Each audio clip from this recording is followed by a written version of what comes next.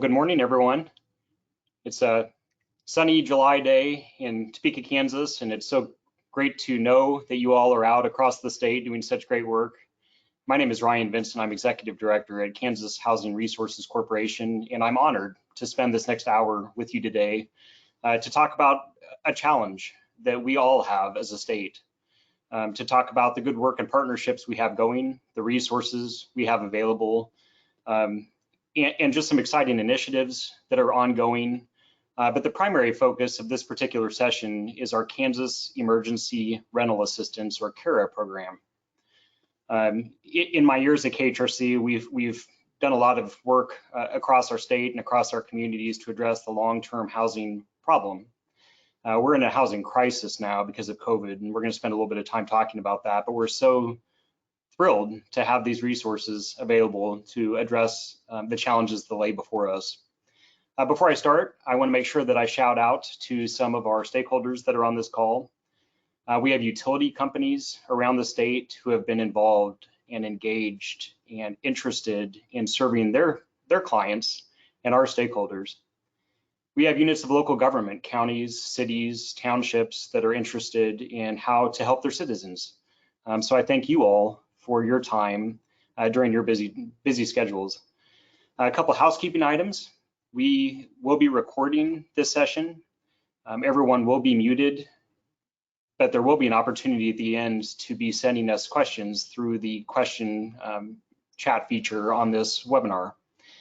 We've got staff that will be fielding those questions, and we'll make sure that we get those answered to the best of our ability, because we want to make sure that this is as interactive as the technology and the platform allow.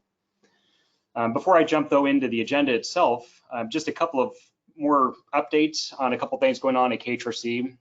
The big thing I want to make sure I'm getting the word out there to every group I speak to is that we know at KHRC that there's been housing needs across our state, but we've never had a way to capture what those needs are until now. This last year, in partnership with the Office of Rural Prosperity, KHRC has funded a statewide housing study, the first study in over 30 years, to be conducted so that we have real-time data, both quantitative and qualitative, so that we have stories that we're capturing and can then tell. We're excited to be gathering that information. We're going to be rolling it out later this fall and into the winter. We're going to have a final report after some public meetings to present to the legislature, to our congressional delegation, to our communities, to you. We're excited about that opportunity, so I want to make sure that you're aware of it. I believe we're going to be posting some information in the chat function that will has a link to the housing needs assessment. There is still an opportunity to provide some input through an online survey that we ask that you make sure you utilize. And we're just, again, thrilled to be taking that initiative. More news to come on that. But let's jump into KERA and talk about the presentation itself that you're going to be seeing today. We recognize that some of you may not be familiar with KHRC, who we are, what we do. We're going to take a minute and just talk about us. We're going to talk about why home has never been more important than it is right now, and how a pandemic has taken a problem that's been there under the surface and has made it a crisis.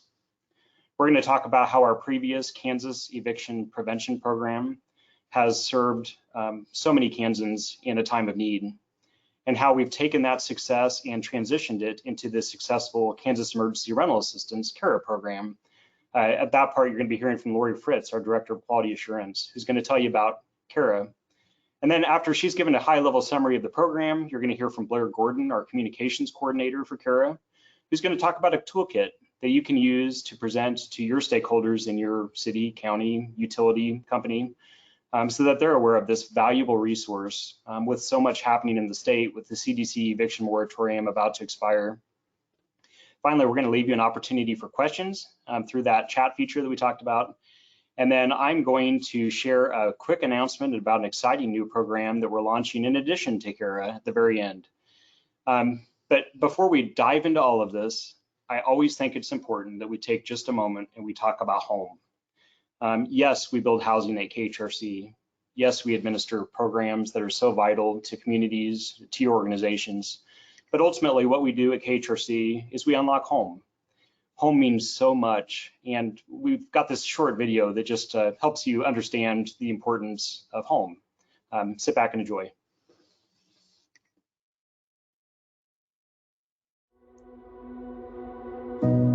Dear house, through your doors is everything I love.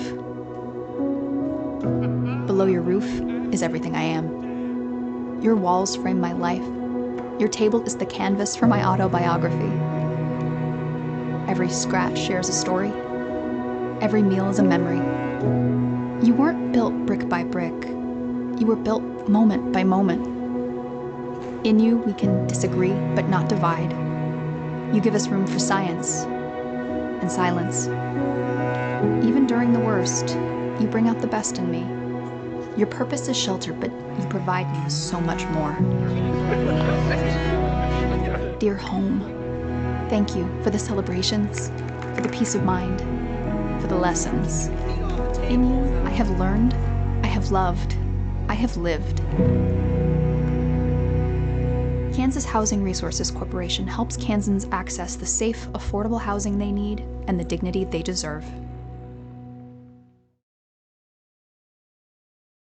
So that video clip is just a nice reminder for all of us that though we're talking about programs, though we're talking about resources, though we're talking about communities and utility companies, ultimately we're talking about keeping people in their homes.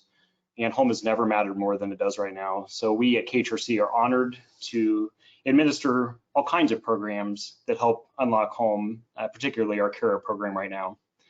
But again, recognizing that some of you may not know much about KHRC, let me take just a moment and give you a high-level overview of what we do. We used to be an actual state agency under the Department of Commerce years ago, but for almost 20 years now, we've been a self-supporting nonprofit public corporation that administers both housing and community programs in your area, across the state, across every area of need. We have programs and services and staff and partners that do great work and are just so pleased to do that.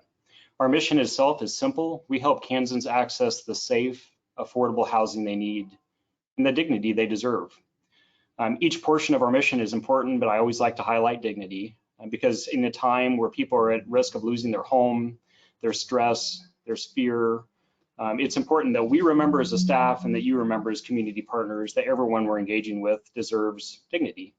And we take that role very seriously at our office at KHRC. As far as who we work with, well, we work with you. We work with local government officials, city, county, all level, state, federal. We work with mortgage lenders and business leaders and utility companies. We work with developers and property managers and realtors and nonprofits. If you live, breathe, work, pay taxes in the state of Kansas, you are a stakeholder of Kansas housing. Our programs themselves run across the gamut from emergency shelters through tenant-based rental assistance. We provide community action funding for those great service providers around the state. We've got a down payment assistance program. We develop housing through our housing tax credit and other various programs. We've got weatherization. I'd encourage you to check out our website at kshousingcorp.org and just learn about our various programs. We've got so much out there to offer people in whatever their stage of housing need. So that's a very high level overview of KHRC itself. I want to take a moment though and talk about the problem that we have both in our state and then with COVID. We've always had a housing problem in our state, like every state. There is just a lack of safe, quality, affordable, accessible housing in every community, whether it's rural or urban. That housing problem is inhibiting the growth of employers. It's limiting the ability for communities and neighborhoods to be successful. We know that. Those are stories we hear on a daily, if not hourly basis from stakeholders and partners around the state. And that's why the existing programs are so important, but it's also why we need to have both an emergency short-term response right now because of COVID, but a more long-term systemic solution to our housing problems in the state, which is the first step with our housing needs assessment is just identifying what the needs are so that we can have those conversations with policymakers. The challenge that COVID has presented is that at a time when home has never been more important, suddenly we are now having more and more of our folks at risk of losing their homes. Let's talk about why home has never been more important. Well, home has always been a place for shelter. Those four walls and roof have been so much more during normal times. It's been a place for healthy families and healthy neighborhoods and healthy communities and ultimately a healthy state. But during the time of COVID, when so many people are working from their homes, when they've been schooling from their homes, when we're shopping from our homes and participating in our healthcare and worshiping in our homes and having those 4-H and PTO and so many different meetings from the safety of our homes, home is the hub that connects us to virtually every other element of society. And when people are at risk of losing their homes, it is a real challenge and a real crisis for our state, your communities, and your ratepayers. Let's go to the next slide though, and we're going to talk just a little bit about specifically why housing has been at risk due to COVID during the pandemic. You're all aware that up until this week, we've had various protections in place keeping tenants from being evicted. These were state eviction moratoriums that were in place up until last month, as well as the federal CDC moratorium, which has been so vital to keep people from being displaced at a time when there's a terrible virus going around. And yet we recognize at KHRC that it's been a challenge. It's been a challenge on landlords. It's been a challenge on tenants. It's been a challenge on communities and certainly the utility companies that have also been challenged by this. One of the reasons is that as the moratoriums have provided some temporary protections for the tenants, month after month after month, the rent continues to accrue. This has been going on now for 16 months or whatever it's been. That is a big bill to pay. And as you're likely aware, the CDC moratorium lifts this Friday, July, I believe it's actually technically Saturday, but the 31st of July. That bill is going to become due very quickly. But let's talk about the impact on landlords. Landlords have been left without monthly income to pay bills, to pay their mortgages, to pay their utilities, and to just keep the properties up during this challenging time.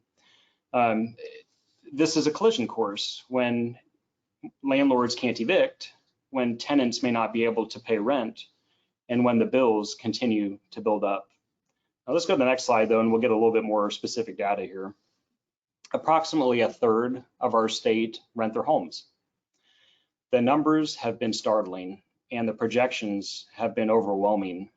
We're not sure exactly what the number is, but some data that we've seen has, as of early this year, has projected that between 30 and 44% of all of our rental households are at some level of risk of eviction. And you think about that, you think about the instability that everyone involved in that situation faces, and it's terrifying. In January alone, eviction filings were anticipated to be on approximately 50,000, but for the various moratoriums in place. For landlords, the rent shortfall was between $130 and $180 million in January of this year. Last September alone, almost 12% of our renters were delinquent. And going back to landlords, they've seen not only a decline in revenue of approximately 12%, but an increase of almost 15% in expenses. Again, an unsustainable course, leaving so many people at risk of losing their homes. But for landlords, it's also economic impact when they're not able to pay their taxes for your communities, when they're not able to pay their utilities for your companies that are dependent on that income as well. So we're very aware of it. We're very aware of these challenges, and we're thrilled and honored that we have some resources to address them. Let's talk about those resources. We'll go to the next slide here. So we started out in March of 2020 when the pandemic hit. We were given some additional emergency shelter and community action funding, which was vital to just get us started. By late last year, we saw that an eviction crisis was looming. We worked with the Kelly administration, with the Office of Recovery, with a lot of you as community partners to design, create, test, and launch a program in a matter of weeks that launched in October called the Kansas Eviction Prevention Program, or KEP. At the time, we had approximately $20 million and about 60 days to accept applications and get those dollars out the door before the funding became unavailable as we were using CARES Act money. It was an amazing success. We were thrilled to have that resource. And we can go to the next slide, which I think maybe gives a little bit more specific data about the reach of that program. Again, we had the program open for 60 days or so. We received almost a little over 10,000 applications from tenant households. We served almost 6,000 landlords. The funds were requesting approximately 26 million, and in the end, we were able to get about almost a little over 17 million out the door. I like to highlight the numbers though, because when you're hearing about households of almost 30,000 people facing eviction during that limited frame of time late last year, people that were going to be losing their homes during the holidays, during the cold months, and you think that we kept those people in their homes through your partnership, through the KEP program, through this federal resource investment.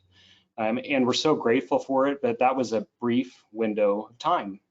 But you think almost 30,000 Kansans were facing eviction during that time, which is almost the population of Emporia or Pittsburgh, Kansas.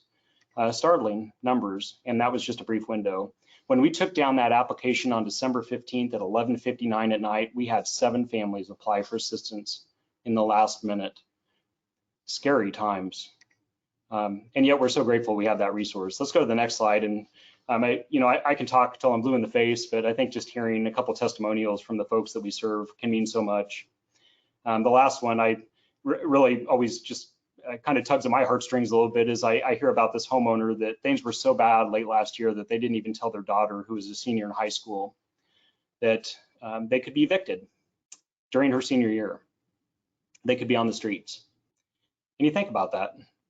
You think about what would have happened, but because of a little bit of investment, because of some assistance to that family that also helped their landlord, we were able to keep the family in their home. A senior was able to concentrate on school and her education, which is what a kid should be worrying about. Hopefully now she's in school, going to college. Hopefully the family is stable by being made whole, as well as their landlord, as well as their neighborhood, as well as their community. So that's one small story of those 30,000 people, and we're so honored to be a part of that story. That's our KEP program. But again, that was a brief window of time. We're going to show you just a quick clip, which maybe summarizes some of what I just shared about the impact of housing with COVID. And then I'm going to transition to Lori Fritz, our Quality Assurance Director, who's going to tell you about our exciting initiative going on with our KERA program. But sit back and watch this quick clip. Thanks.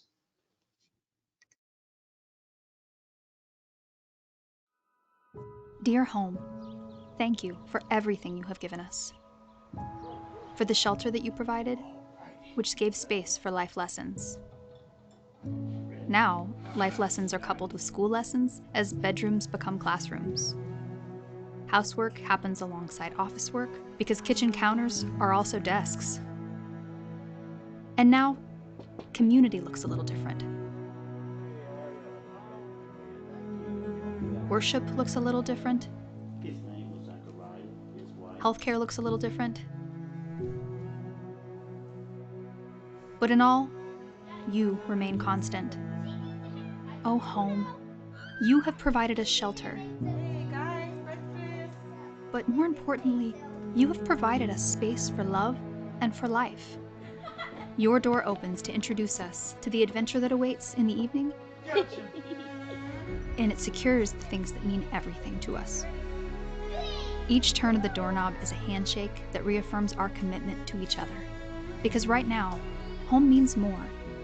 And when we return, we enter your familiar embrace to a feeling that is as incredible as it is indescribable.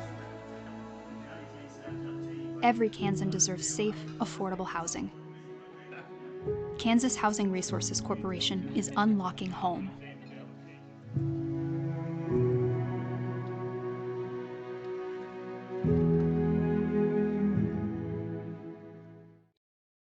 So a good reminder to us about the importance of home. It means so much more. And I'm thrilled and honored to turn it over to Lori Fritz, our Quality Assurance Director, who has been an outstanding leader and for our organization and for this program. Lori, take it over. Super. Thank you, Ryan. We're really excited to tell you about the KERA program today. As Ryan said, I'm Lori Fritz, and I serve as the Director of Quality Assurance for KHRC. And during the development of the KERA program, I served as the interim director for that KERA program as we were standing it up. Now, funding for the KERA grants were made possible through the COVID-19 Economic Relief Bill signed into law on December 27th of 2020. Now, this act provided $25 billion in emergency rental assistance nationwide. And of that $25 billion, the state of Kansas received $200 million in housing relief, and 2 programs were developed using that $200 million. The city of Wichita began administering the Wichita Emergency Rental Assistance Program, or WERAP as they call it. And that program served renters within the Wichita city limits. And the KERA program, administered by Kansas Housing, served renters for the balance of state. The KERA program launched in March of 2015, and we were serving Kansans in need. We recently began serving the Wichita residents as a supplement to the WERAP program. Next slide, please. The KERA program provides rental, utility, and internet assistance to households experiencing financial hardship as a result of the COVID pandemic. To request KERA assistance, landlords and tenants apply via a joint online process. If the application is approved, the landlord, or in the case of utilities, the service provider, will receive funds from the KERA program, and in turn, they'll credit the tenant's account. Tenants are eligible for a maximum of 12 months of emergency rental assistance. Next slide, please. The KERA program, as I said before, will cover up to 12 months of past due or current rent. The program will also pay up to 3 months of prospective rent at a time. Recertification is required to request an additional 3 months at a time. Past due residential utility, home energy costs, and those home energy costs would include electric, gas, water, sewer, trash service, and we're also including internet expenses in that as well. For the expenses to be eligible, that expense must have been billed or charged April 1st, 2020 or later. So we're going back as far as April 1st, 2020 to begin deciding when that bill was charged or that bill was on the tenant's account. Next slide, please. So now let's take a look at who's eligible for KERA assistance. Applicants must meet all of the following criteria that we have listed on our slide. So the first criteria is the tenant must rent the home or apartment where they're requesting the assistance. So this could be a single family home, apartment, duplex, townhome, mobile home, as long as they've established a rental arrangement with the landlord.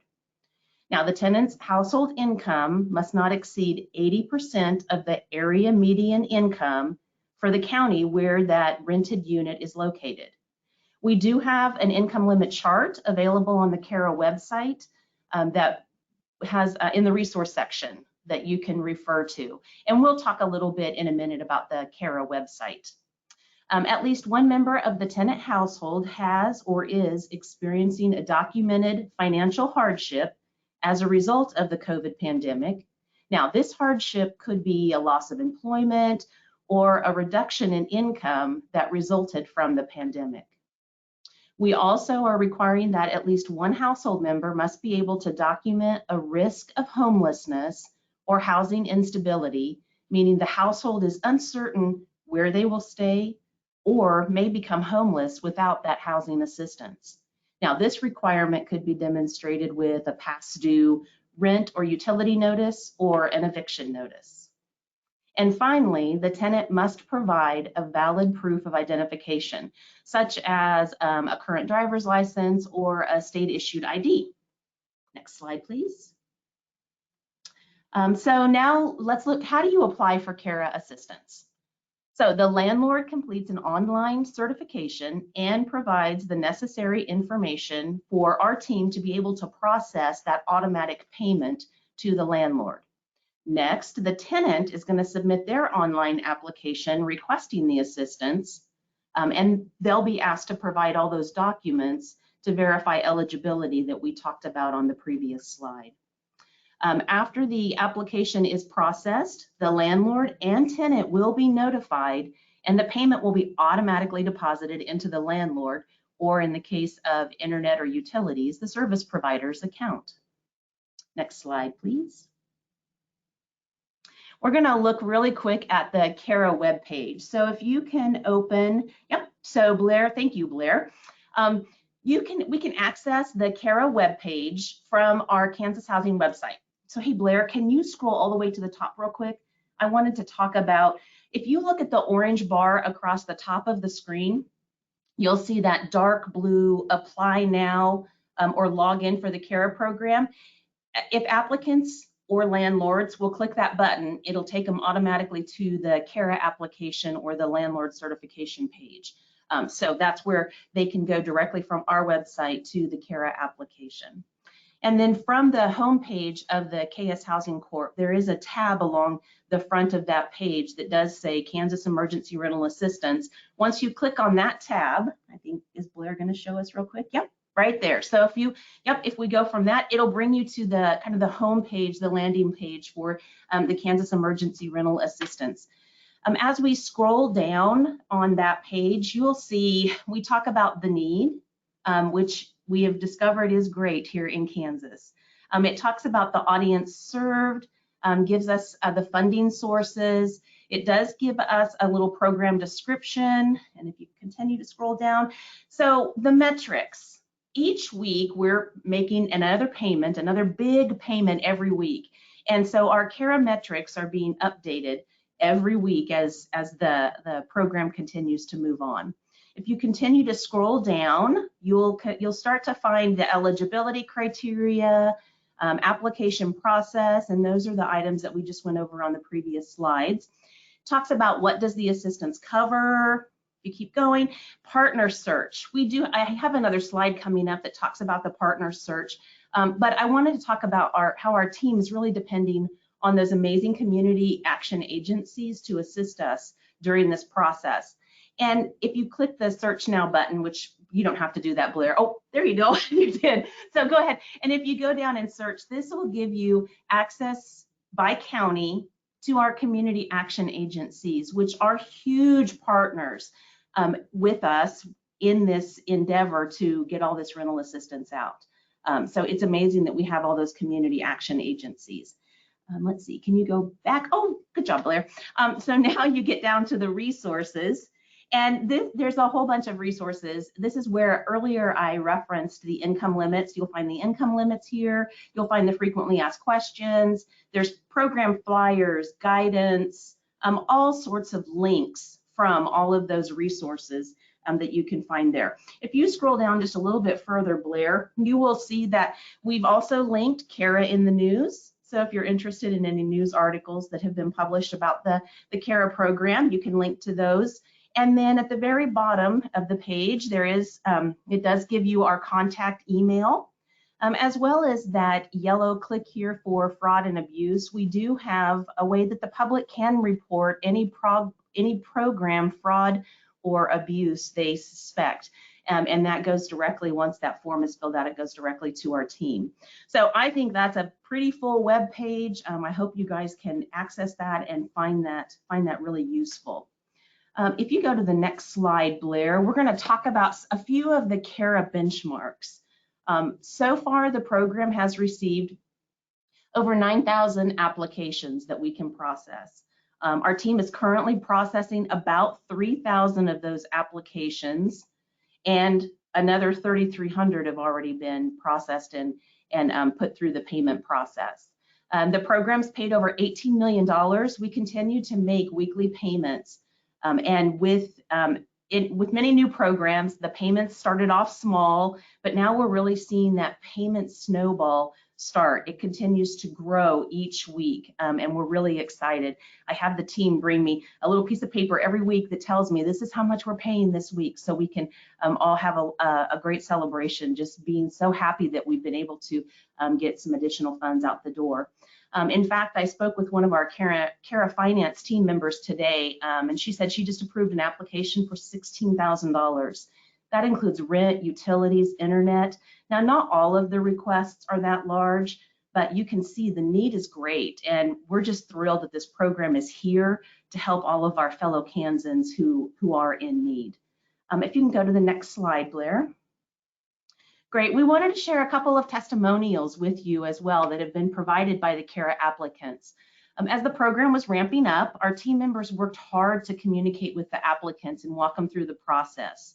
So the first applicant writes, to anyone else out there who's applied for KERA, I would say don't get discouraged. We're all nervous, but when a customer service representative can calm you down and give you a sense of hope, that's quite comforting. And I will tell you, when we stood up the program and we hired on a lot of new staff members, you know, it's hard to know if those staff members are truly going to embrace that compassion that you really need to run a program like this. But the team really did. They're the most compassionate team I've ever worked with. They're amazing.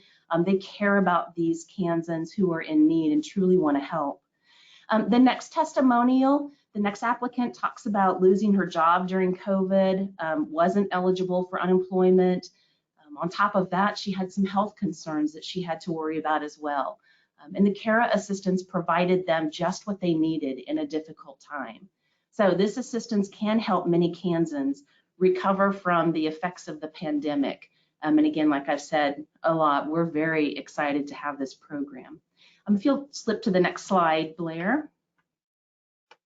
We talked about the community partners earlier, and this slide shows you a screenshot of what we looked at when we were looking at the website. I can't say thank you enough to all these partners. They are amazing supporters of our Kansas communities. They assist in so many different ways, and they are helping us connect all those dots of affordable housing to help all those Kansans who are really in need. So we can't say thank you enough. If you see any of those folks in your community, tell them thanks for us, because they're doing a great job out there to help all those in need. Let's go to the next slide. So here's how can you help? This is where we really need your help. Please help us spread the word about the KERA program. If you have any kind of regular communication channels such as emails, newsletters, your website, community bulletin boards, event announcements, flyers, mailings, maybe even the local gas station bulletin board. I know in my small little hometown here in Kansas, that's where the announcements were hung, with a little push pin on a bulletin board in local gas stations. They all had their bulletin boards there to announce all the events. So take one of our flyers and hang it up on that bulletin board for us, just to let everybody know about the program. If you hear of a landlord or a tenant who's struggling with rental payments, so please refer them to our website. You can also join our mailing list at kshousingcorp.org/subscribe. And that's all the way down at the bottom of our website. So you can subscribe, become a member of our mailing list, and we let you know when we have new things coming out and new programs that we're administering. Now, any assistance in getting the word out is incredibly helpful to us, and our communications team has worked really hard to develop a digital toolkit that's full of pre-written text and electronic flyers that you can use. So I'm going to turn it over to Blair, and she's going to walk you through that digital toolkit so you can see all the hard work that they've done to provide those resources for you. All right, thank you, Lori. So I am Blair with the communications team, and what we've got here is the digital toolkit. So you'll get a link to this after the presentation in a follow-up email. The first thing you'll have here is just a link to the presentation like we're doing now, if you wanted to present that to any groups that you might meet with, just to give them the same overview. And next we have the fact sheets for both tenants and landlords. So I'll click on the tenant fact sheet. This is something that you could post in various places on your website or in newsletters, even in publications that you might have, or just print them out, or you could have us print them for you and ship them at no cost to you, and it just gives an overview of the program for tenants that may be in need of these services. So there is one for landlords as well. There's also a copy of these slides that we're going over right now, just to let you look back and see any details that you want to refer to. Then one of the most important things we have are these images that you can use in your social media posts. So there's about 5 different ones, and we really encourage you to put them on your social media pages. We also have these other images here, but we do have the text that we would like you to put with the images, so you don't even need to think about what you want to say there. And you also have the link to our website in each of these example posts. So these are all the photos, images that you can choose, and then the accompanying text you would put with them, depending on which would serve your audience the best. So that is our overview, and we really encourage you to use this as much as possible to get the word out, just so that we can have as many people apply as possible and make sure that we're serving all the Kansans in need. So I will turn this back to Ryan now, and thank you very much.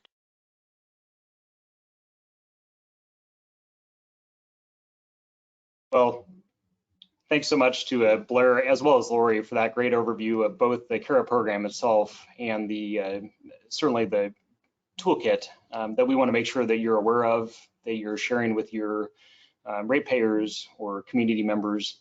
Again, there's a CDC eviction moratorium that's going to be lifted very shortly. There's going to be a lot of scared people. There's also going to be a lot of landlords that want to avoid evicting people. So we view this as our chance to get word out on this important resource.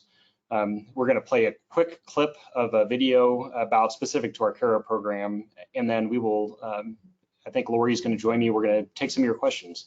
So sit back and enjoy this last clip.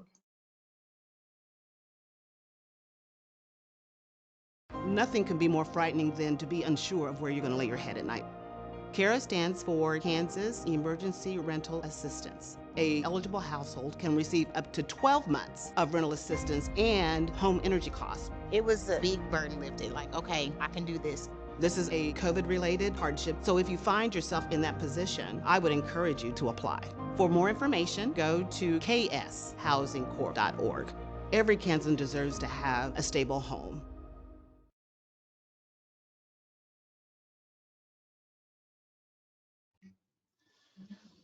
Yes, every Kansan deserves to have a stable home, and you're a part of that. And again, we're so honored and pleased for your participation in this.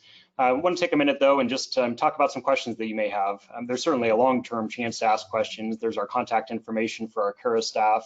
We are fielding between 500 and 700 phone calls a day, as well as probably that volume of emails. So you can imagine just the need to take time to ramp up and to try to, sometimes our responsiveness isn't always as quick as we want, but we do our best to answer every inquiry that we get. We also have been trying to keep in our core value of transparency, ensure that we're posting updates on our website. The Treasury rules keep changing, and we understand that they're learning how to do this just as much as we are. Some of our rules have changed slightly to try to allow more easier efficiency for both our consumer, for our landlords and tenants, as well as for our staff, to ensure that we're getting the dollars out the door at this critical time. There's the link to our Facebook and Twitter feeds, and we want to make sure that you're contacting us however you communicate. But this is the chance where you can ask your questions in the chat, and we've already gotten a couple of really good ones. Lori is available to kind of help me with some of these, which is always, I always appreciate Lori's availability. So let's just start working through it. The first one that we received during the presentation was just a note from one of our utility partners, noting that there's been some challenges with some of our KERA reps requesting the same information over and over. We recognize that that's happening, hopefully in isolation, but we do try to make sure that we're providing the best customer service we can. We'd encourage you to reach out to us through that KERA email if you have seen evidence of that, so that maybe you as a utility company can help maneuver some of those challenges. We did have a contractor that has been essential to help us get through the surge when we're talking literally thousands and thousands of applications in a very short window of time. So there's been a bit of a disconnect sometimes working with an outside contractor. We think that we're addressing those issues, and we've come a long way in that. But there will be isolated instances where people get frustrated, they can't get a hold of us, or they get the same request for information. So we know that's frustrating. We want to make sure that we're being as efficient and effective as we can. So please reach out to us in those isolated incidents. Going on, I can just kind of start down the list, and Lori, we can kind of work the responses between us. But I guess the first one is an excellent question, and that's, is there an end date for the KERA funding? The good news, after talking about some of the challenges of designing and ramping up capacity and administrative ability to run a massive program for an emergency need, is that these dollars are going to be available for years. There is so much need out there, and while it took a bit of time to get the dollars flowing, they are flowing now. I just heard that we're going to be over $3 million in payments for this week alone, which is so exciting to see, putting us over the $20 million benchmark. But luckily, this resource is very large. The federal government had a small state minimum. We received approximately $175 million under the first allocation, and there's additional allocation after that.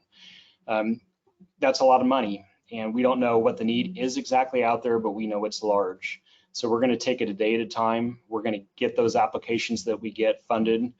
And the message that I'm giving to landlords and to communities, to utility companies, to all of our partners, is that when this CDC moratorium gets lifted, don't evict.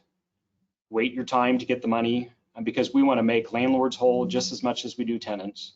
I mean, it's to no one's benefit to evict people that could be eligible for this resource that we have available to pay. But it's a great question. We've got these funds for years to come, and I say years as in through 2024, 2025.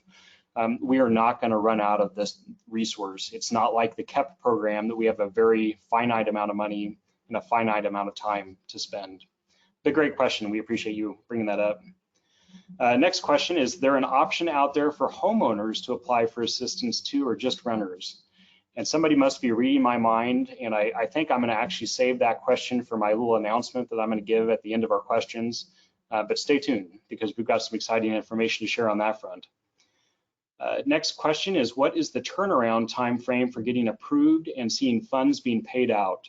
And just because I've done a lot of talking and Lori's so good at doing these, I may turn it over to her to maybe give an update on where we're at with timeline for processing applications.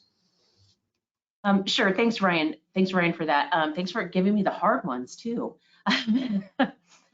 So when we first started and rolled out the program, there was a backlog, and that's what Ryan was talking about earlier. We're working with an outside vendor to help us get through that backlog. At this point, we're hoping that we're getting to a place where we're going to start seeing that happen a lot quicker. We had some at the beginning who were waiting as much as 60 days to get that payment. We're hoping that we're getting that time down to more like a 4 to 6 week time frame. And then we'll just continue to keep getting that time shorter and shorter and shorter. So that's why Ryan was kind of saying, if that landlord can just hold on a little bit longer, we're working as fast and as diligently as we can. We've realigned the processes and have updated our processes and our systems to try to make the process as streamlined as we can, so that it can happen as quickly. Looking at that application. Because of those changes in the processes, the application actually gets touched and looked at within just a few days of submission. And then it's on to the payment process, which sometimes is a little bit lagging. What I would say is sometimes what slows down the processing is maybe the landlord hasn't provided us with all of the documents that we need to be able to process that automatic payment. We also see tenants who will submit their application, and then when we request additional documents because they didn't submit everything, we have, I don't know, probably over 1,000 applications that are in that we still need some information from tenants to be able to process that application. So definitely we want to encourage everybody to make sure that those tenants and landlords are watching their email, that we can get the documents that we need from them quickly and then get their application processed quicker. Just to supplement what Lori very succinctly said, was that one of the challenges with this program versus our KEP program is the federal rules that we're bound by. We ultimately have to be responsible to the Department of Treasury for the rules that Congress created for us. We recognize that they're not quite as easy. As an example, for our KEP program using CARES Act money, we were able to actually verify a lot of the income and COVID eligibility requirements through our relationships with the Department of Revenue, Department of Labor, DCF. Unfortunately, because of the rules with this program, we actually do require tenants and landlords to submit various application documents to us. That's why key community partners like our community action agencies, those boots on the ground are absolutely vital to have some assistance available. It's why our staff is fielding the number and volume of calls. But it's also why there can be a little bit of frustration if you're getting the same request from a couple different people. So again, we understand the frustrations of that. We want to minimize those frustrations. We want to get you all served as stakeholders of HRC. But great question, and it's something that we continue to kind of fine tune, things like creating proxies for eligibility so that maybe we can cut out a little bit of the different requirements through the program to save some time. But great question. I'm actually the next one is, are there contacts for someone who handles utility, rent, or landlord's part in the KERA program? Yes, we do have staff that are identified and just working with utilities, just working with community partners, just on our CARES team.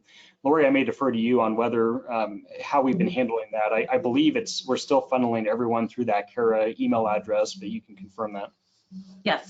Yes, thank you for the question. And that's what we're trying to do, is funnel all of those requests through KERA at kshousingcorp.org. We have staff that monitor that email box every day, all day long, and are either forwarding those to the appropriate staff member for response, or they're responding themselves. So yeah, just as Ryan said, we have different teams. When we started this program and developed the program, we really didn't know what the staffing needs were going to be. So we soon very quickly saw that we were going to need a utility team. We were going to need someone to take care of the community partners and interact with them, a landlord team, a finance team, we have a processing team, and then we have our CARES team that take care of that KERA email box as well as answer all of the phone calls. So we do have different teams, and if we funnel everything through that KERA at kshousingcorp.org email, that's the central location, and then we'll send it out from there. And I think maybe a related question to that, Lori, and maybe you've already answered, is there a contact person who knows or can release to utility companies, for example, a payment or the amount of payment coming our way?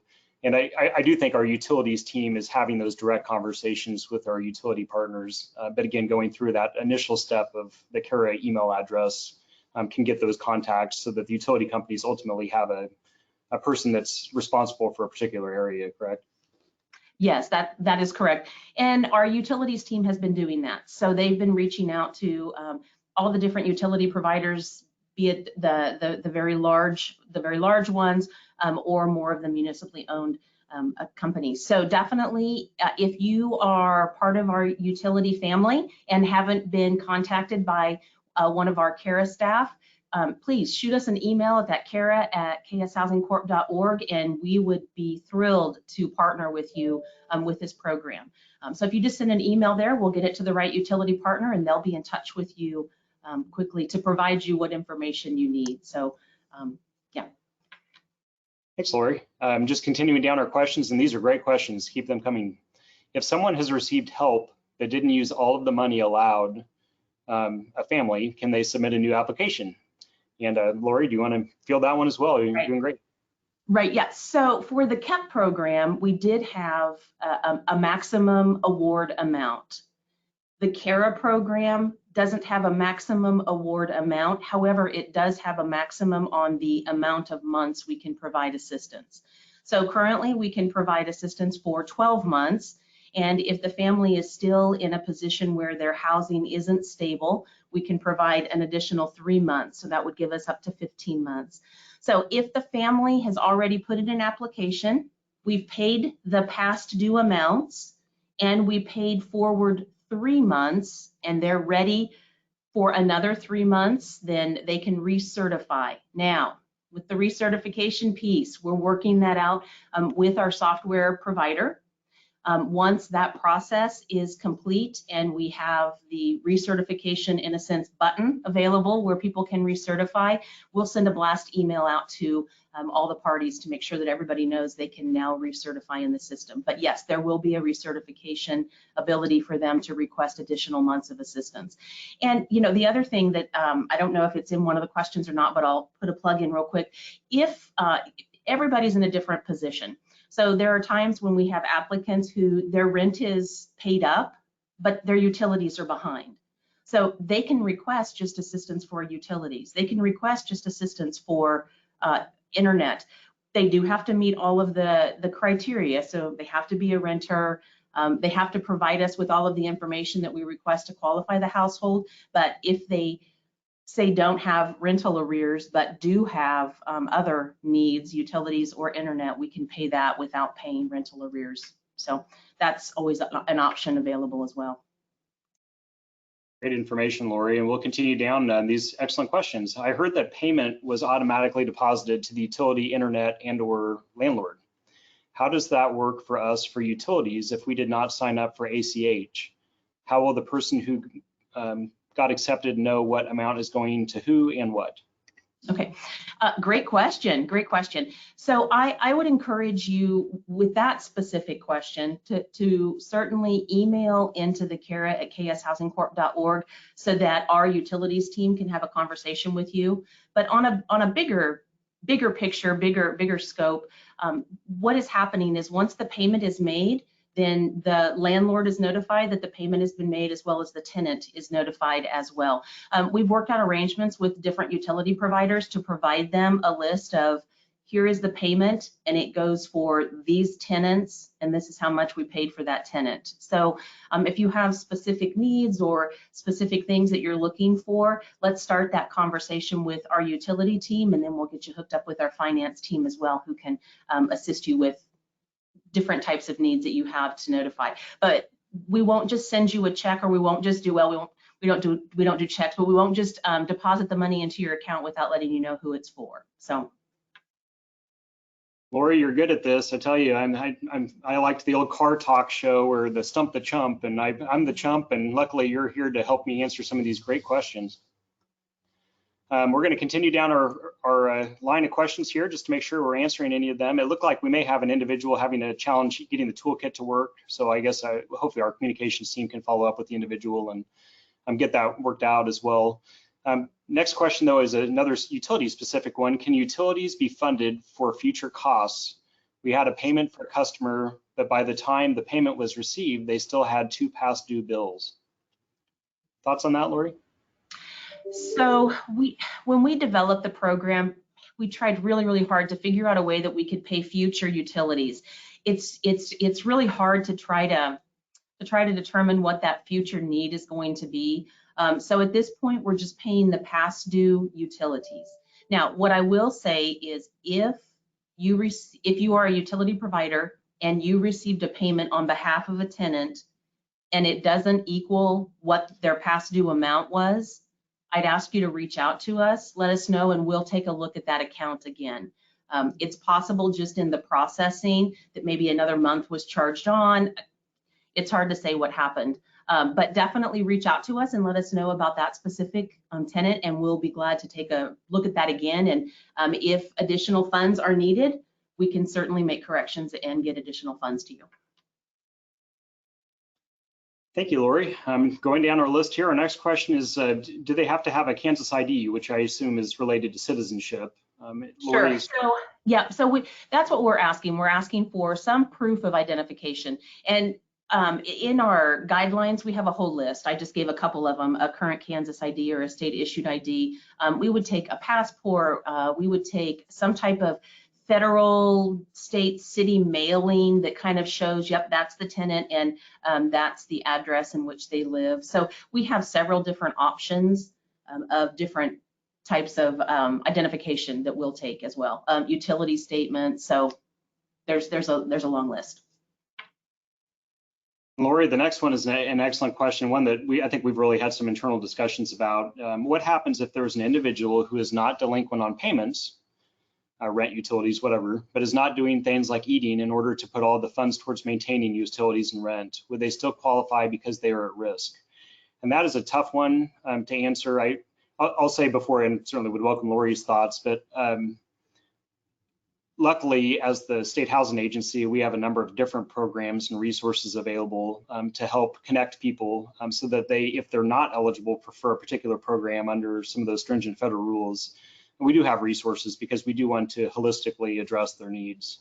But Lori, I guess in that particular scenario, how would you suggest we handle those? Sure, and great answer, Ryan, and certainly that's why we appreciate that partnership that we have with our community partners. What I would suggest for that, if it's just one specific applicant or just in general, I would recommend that you take a look at the community partner that's in that area. That community partner can really sit down with that individual and have a conversation about, let's see what services can be provided. So I think specifically you're asking about, could that be considered risk? When we talk about the risk, we're really talking about having that past due utility bill, past due rent, eviction notice. So those are the requirements for the program. So let's, I think we need to have probably some further conversations and definitely get them in touch with our community partners when it comes to that. I know that there are folks who are kind of barely hanging on, and we want to try to help folks as much as we can to get them back on track. But certainly I'd have them reach out to the community partners and have that conversation. And then as we wrap up the questions to make sure we're respectful of everyone's time, there's just a couple. I did notice our communications team responded that there may be an issue with the link to the toolkit that we provided. So we're going to be sending that out in a follow-up email to all the attendees on this webinar. So be watching for that. We'll also have the recording available for you to forward on to anyone that's interested in this important discussion. Last question though, it's currently in here, is from a utility company, I believe, about, so are they always approved to pay 100% of their past due utility bills, or do some people only get a portion of their bills paid?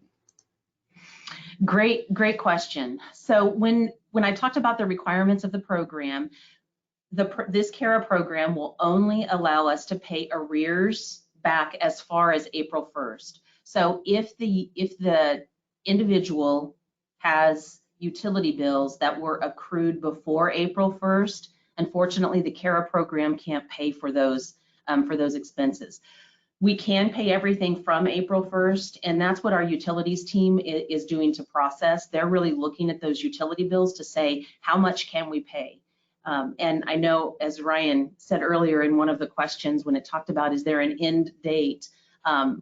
We have a lot of funds that we are more than thrilled to get out the door. So we certainly want to pay as many of those past utility bills as we can, but according to the federal regulations, we can't go back any further than that April 1st date. So I guess there's my answer, is hopefully, but if you think that a bill, just like I said earlier, if you feel like maybe there's a utility bill that we didn't provide enough assistance for what was owed from April 1st, absolutely reach out to that KERA@kshousingcorp.org email address and let us know, and we'll take a look at that again. So you all have had some wonderful questions, thoughtful, engaging ideas and suggestions, and we thank you for that. We thank you for your time today. I do want to close with just a couple of quick, I guess, kind of exciting announcements. The first is related to KERA. We're pleased that we have now started accepting applications in the city of Wichita. Wichita has a wonderful program of their own. That's a local program, but they didn't get what would be considered their fair share for their area. Recognizing that there's a great deal of need in Wichita, we are now serving Wichita residents. Again, we have plenty of resource. We want to make sure that we're supplementing the needs in Wichita so that their community can be served. So please make sure that that word is spread amongst your various constituents and stakeholders. Next thing I am very pleased to share with you all is that we have a new program that is currently being designed and that will be launched in the coming months. It's called the Homeowner Assistance Fund, or HAF program. We in housing like acronyms. This program was created under the American Rescue Plan, and it's a program that can actually be used to address homeowners, persons, families that are facing foreclosure, that may be delinquent on their mortgages, that may be in some level of default, but it may also be homeowners that are facing delinquent taxes or behind on their utilities. We have approximately $56 million for the state of Kansas. We're still waiting for Treasury to open up their portal and to get some of the final rules to us so that we can submit what's called a HAF plan. This plan is how we will plan to use this program, because it can be used for a variety of different purposes.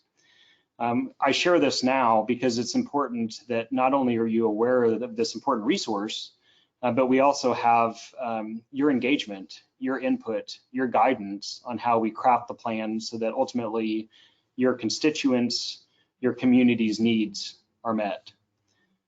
Be watching on our website. I believe we just posted a link to a chance to subscribe to our mailing list so that you can be one of the first to be notified when our homeowner assistance program launches. We're going to be having a series of either virtual or in-person events. We're not quite sure how it will all work yet. We're still figuring out some of the protocol with it. But it's important to get your guidance so that we're creating a program that ultimately meets your constituents' needs. So again, we're excited about that. We encourage you to sign up, and we want your ideas and involvement. Last, I just want to make sure I'm thanking my team, Lori and Emily and Mikkel and Blair and everyone else, Abby, involved in putting on these important webinars. Thank you to you as utility providers and as communities for your engagement, for your partnership, for your patience. We're in it together, and we've got to keep people in their homes.